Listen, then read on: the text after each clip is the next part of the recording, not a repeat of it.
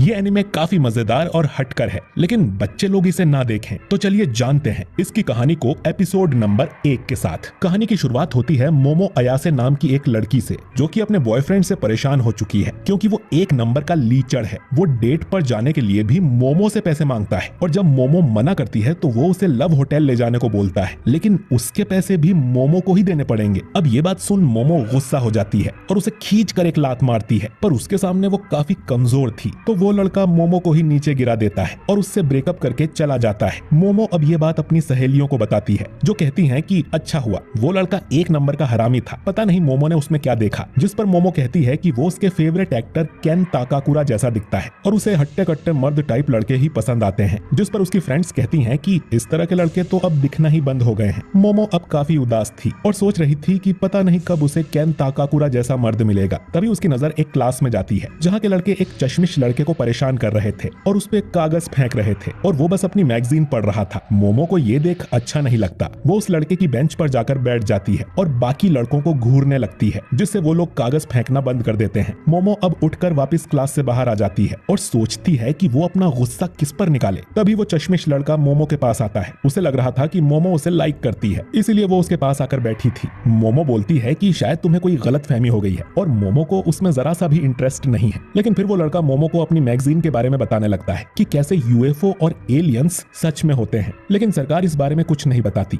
लेकिन ऐसे कई सारे सबूत हैं जिनमें यूएफओ को देखा गया है। मोमो बोलती है कि उसे नहीं लगता कि यूएफओ या एलियंस होते हैं, नहीं उसे इनके बारे में कुछ जानना है। इतना कहकर मोमो जाने लगती है, लेकिन फिर भी वो लड़का मोमो के सामने एलियंस के बारे में बड़बड़ करने लगता है। अब मोमो गुस्सा हो जाती है और कहती है कि अपनी बकवास बंद करो, शायद इसीलिए तुम्हारा कोई दोस्त नहीं है और ना ही कभी होगा। यह सुन उस लड़के को बहुत बुरा लगता है और उसके हाथ से मैगजीन गिर जाती है। मोमो को तुरंत ही एहसास होता है कि शायद उसने कुछ ज्यादा ही बोल दिया। वो उसकी मैगजीन उठाते हुए उस लड़के को सॉरी बोलती है और कहती है कि उसे नहीं लगता कि एलियंस होते हैं, पर वो मानती है कि भूत सच में होते हैं। यह सुन वो लड़का हंसने लगता है कि भूत जैसी कोई चीज नहीं होती, पागल हो क्या। यह सुन मोमो उस पर बहुत भड़क जाती है। दोनों अब लड़ने लगते हैं। मोमो का कहना था कि भूत सच में होते हैं और एलियंस नहीं। वहीं उस लड़के का मानना है कि सिर्फ एलियंस ही असली होते हैं। उन्हें लड़ते हुए मोमो की फ्रेंड्स देख लेती हैं और उन्हें लगता है कि मोमो को अपना नया बॉयफ्रेंड मिल गया और उन दोनों की जोड़ी काफी अच्छी लग रही थी। मोमो अब उस लड़के को चैलेंज करती है कि वो किसी भूतिया जगह पर जाकर दिखाए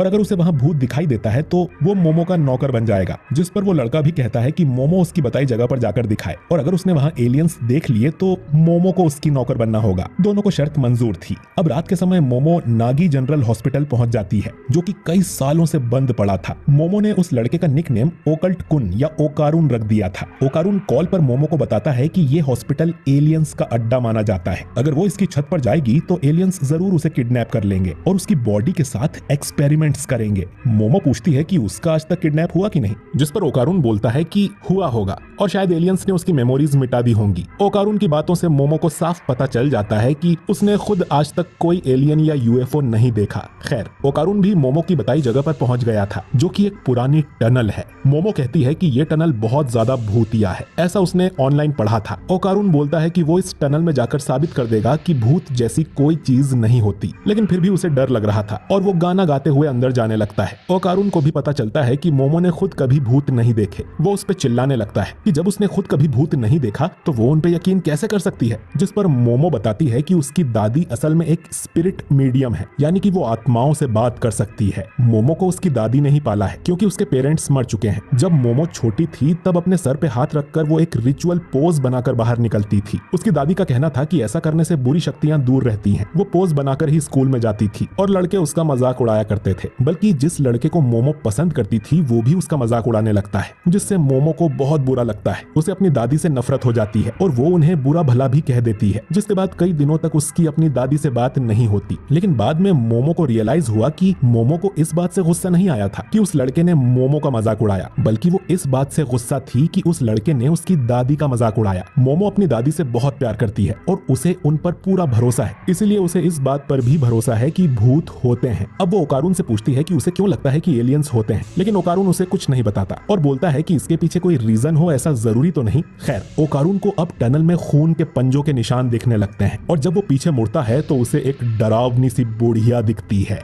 जो कि एक भूत है। अब ओकारुन तुरंत गुफा से बाहर भागने लगता है। मोमो उसकी चीखें सुन कहती है कि वो भूत जरूर टर्बो ग्रैनी होगी और ऐसा कहा जाता है कि कि अगर वो किसी को पकड़ ले तो वो उस पे कर्स लगा देती है। ओकारून भागने की पूरी कोशिश करता है, लेकिन टर्बो ग्रैनी उस तक पहुंच जाती है और ओकारून का कॉल कट हो जाता है। मोमो अब उसकी मदद के लिए यहाँ से निकलने लगती है, लेकिन उसे यहाँ 3 आदमी जैसे रोबोट खड़े मिलते हैं जो कि असल में एलियंस थे। मोमो दूसरी तरफ भागने की कोशिश करती है, लेकिन वो लोग तुरंत ही मोमो को पकड़कर उसके कपड़े फाड़ देते हैं। मोमो को होश आता है तो उसके हाथ पैर बंधे हुए थे। एलियंस उसे बताते हैं कि वो लोग सर्पोइयंस हैं, क्योंकि वो सर्पो प्लेनेट से आए हैं। इनकी जाति में सिर्फ मेल्स ही हैं, क्योंकि ये जनसंख्या बढ़ाने के लिए क्लोन टेक्नोलॉजी का यूज करते हैं। ये भी इंसानों की तरह रिप्रोड्यूस करना चाहते हैं, इसीलिए ये इंसानों के ऑर्गन्स यानी बनाना चुराने यहाँ पर आए हैं। अब ये मोमो के साथ इंटरकोर्स करेंगे और फिर रिसर्च के लिए उसके ऑर्गन्स निकाल लेंगे। मोमो चिल्लाते हुए इनसे कहती है कि उसे जाने दे, लेकिन ये एलियंस अपनी साइकोकिनेसिस पावर का यूज करने लगते हैं ताकि मोमो हिप्नोटाइज हो जाए और इनकी बात माने। लेकिन मोमो दिमागी रूप से काफी मजबूत थी और उस पर इनकी पावर का ज्यादा असर नहीं होता। वो लोग अब एक्सपेरिमेंट शुरू करने वाले थे, लेकिन तभी मोमो का मोबाइल बजने लगता है। एक एलियन जब उस मोबाइल को उठाता है तो उसे जोर की लात पड़ती है और फिर उस मोबाइल में से एक भूत निकलकर बाहर आता है। ये भूत फिर उस एलियन को काट कर दूर फेंक देता है। ये भूत और कोई नहीं बल्कि ओकारून है, जिस पर टर्बो ग्रैनी का कर्स लग चुका है। ओकारून खुद को कंट्रोल नहीं कर पा रहा था और ग्रैनी उसे पजेस कर लेती है। दूसरा एलियन बोलता है कि मोबाइल में से टेलीपोर्ट होने की टेक्नोलॉजी तो अभी हमारे पास भी नहीं है, तुम जो भी हो यहाँ से चले जाओ या तो हमें अपना बनाना दे दो।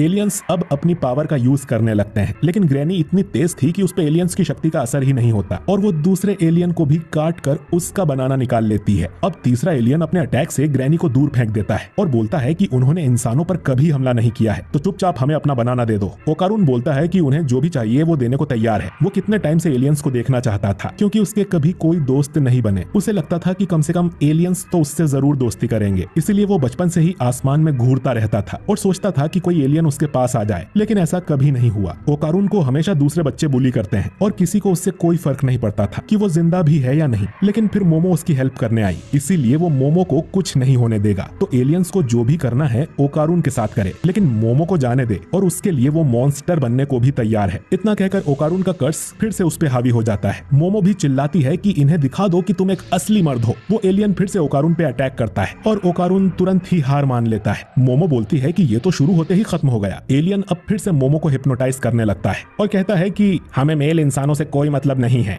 मोमो को अब अपनी दादी का एक फ्लैशबैक याद आता है, जिसमें वो मोमो को उसकी शक्ति बाहर निकालना सिखा रही थी ताकि वो हमेशा बुरी चीजों से खुद को बचा सके। लेकिन मोमो ये रिचुअल करने से मना कर देती है, क्योंकि बच्चे उसका मजाक उड़ाते थे। मोमो ये कहते हुए भाग जाती है कि वो अपनी दादी से नफरत करती है और वो एक नकली स्पिरिट मीडियम है। मोमो अब सोचती है कि ये सब बातें उसे अब क्यों याद आ रही है। मोमो अब ध्यान लगाकर वही करती है जो उसकी दादी ने सिखाया था और अचानक उसके अंदर साइकिक पावर्स आ जाती हैं, जिससे वो टेबल को तोड़कर आजाद हो जाती है, जो देख ओकारून भी चौंक जाता है। मोमो को खुद यकीन नहीं होता कि उसके अंदर साइकिक पावर्स थी। एलियंस की पावर भी मोमो की पावर के सामने कमजोर पड़ रही थी। मोमो अब समझ जाती है कि उसकी दादी सच में एक स्पिरिट मीडियम है। वो उन्हें थैंक यू बोलती है और उस तीसरे एलियन को एक जोरदार लात मारती है, जो कि इतनी पावरफुल थी कि वो एलियन यूएफओ को तोड़ते हुए बाहर जाके गिरता है और ये यूएफओ बाहर से देखने पर एक मून की तरह लग रहा था, लेकिन अब ये अपने असली रूप में आ जाता है और नीचे गिरने लगता है। मोमो देखती है कि ओकारून पूरी तरह से भूत बन गया था। वो मोमो को भी काटने आता है, लेकिन मोमो अपनी पावर से टर्बो ग्रैनी को ओकारून से अलग कर देती है, लेकिन ओकारून पर कर्स अब भी लगा हुआ था। टर्बो ग्रैनी कहती है कि उसने इस लड़के की दोनों गोटियां निकाल ली हैं और जब तक उसके पास गोटियां हैं ओकारून पर कर्स लगा रहेगा। अगर ये ओकारून को कर्स से मुक्ति दिलाना चाहते हैं तो इन्हें ग्रैनी से उसी टनल में आकर लड़ना होगा।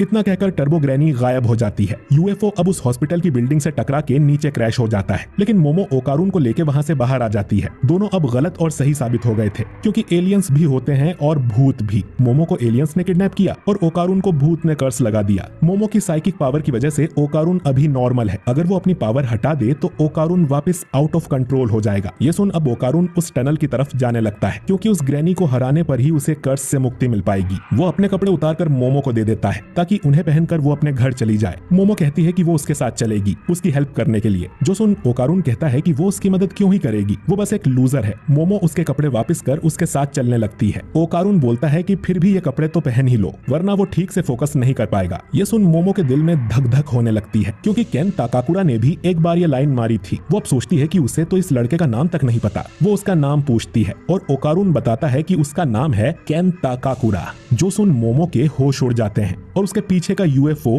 ब्लास्ट हो जाता है। और ये एपिसोड नंबर 1 यहीं पर